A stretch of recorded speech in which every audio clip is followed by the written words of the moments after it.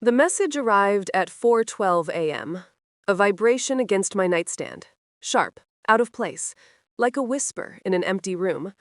I wasn't sleeping anyway. The house was too quiet now. Too neat, too clean, too staged. Every photo angled perfectly. Every scent scrubbed away. Like she wanted to erase every trace of what this place was before the party, before the applause, before my own children clapped while their mother handed me divorce papers like a party favor. 12 hours earlier, I had smiled for cameras while something inside me quietly died. But at 4:12 a.m., something else woke up. The message was short, a name, a location, a timestamp. That was it. No explanation, no greeting, just digital breadcrumbs dropped by someone who clearly believed I already knew how to follow them. For a moment, I simply stared at the screen. My breath held itself. My pulse slowed instead of quickened. A strange calm settled over me, the kind that only comes when pain has burned itself into silence. I didn't know the sender, but I knew what the message meant. Someone out there thought I deserved the truth, and someone in this house had spent years making sure I never learned it. The party had been loud, forced laughter, expensive wine, fake affection.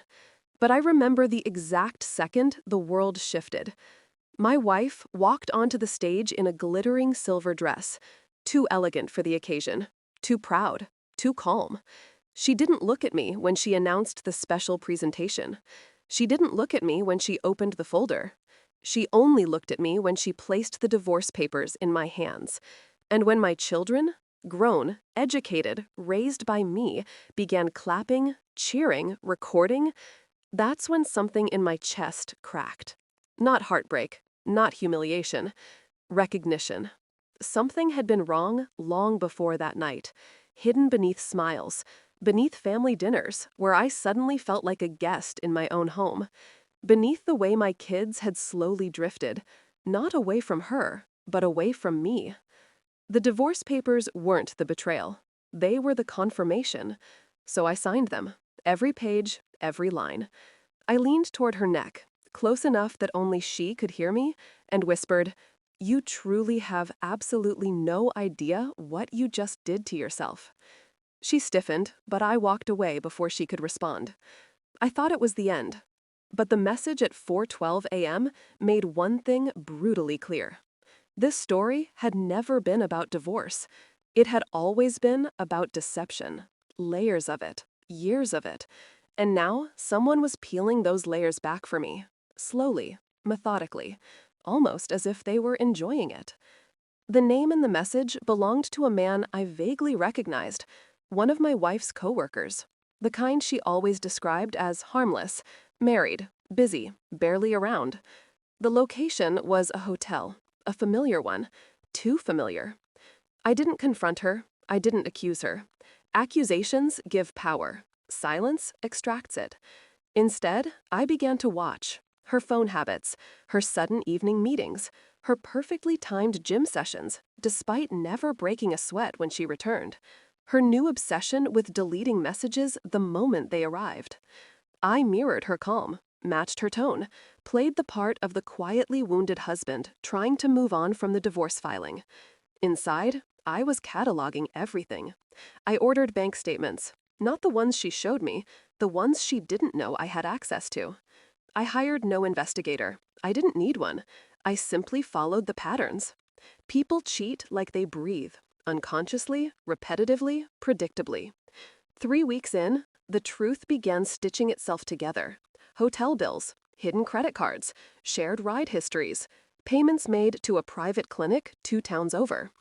But it was the DNA test kits that finally shifted the ground beneath my feet. Not hers, not mine, my children's.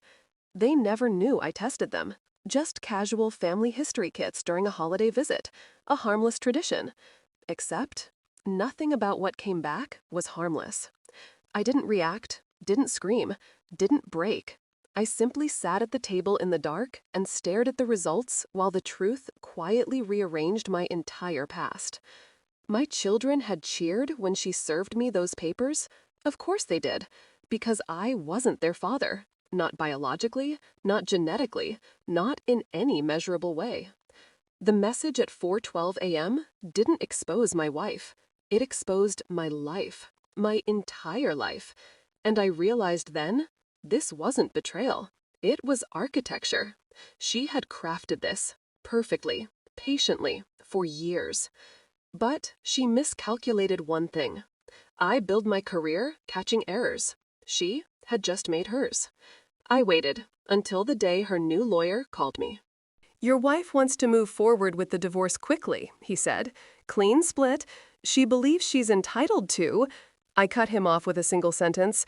I know the children aren't mine. Silence. A long, stunned silence. Then a shaky breath. Not his. Hers.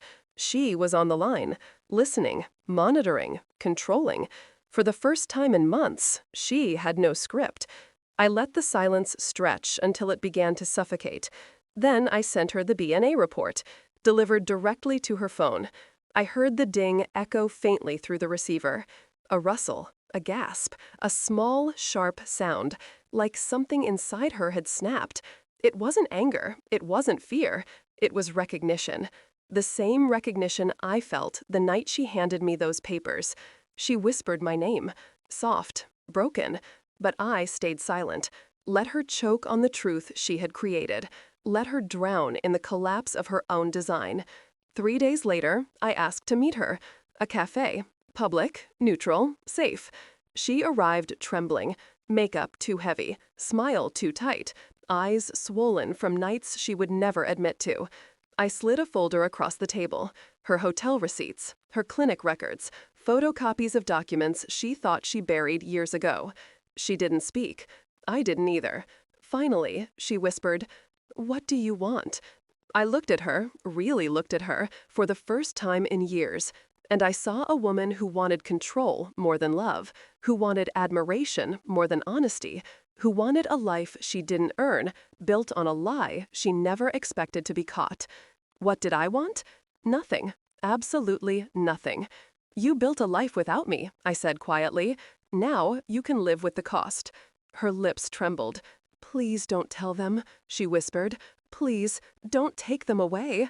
I leaned back, calm, collected, empty. They were never mine to take.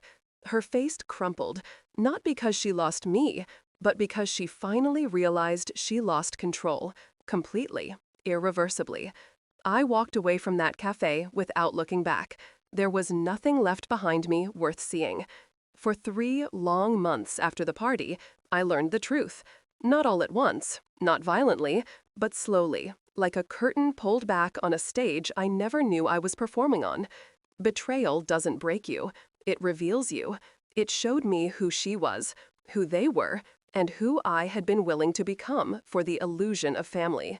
But illusions die quickly once you stop feeding them. I didn't punish her. I didn't expose her. I simply let her world collapse under the weight of her own lies. Quiet, precise, inevitable. And as I walked into the cold morning air, one thought settled over me like armor. Some people lose everything the moment they realize they no longer own you.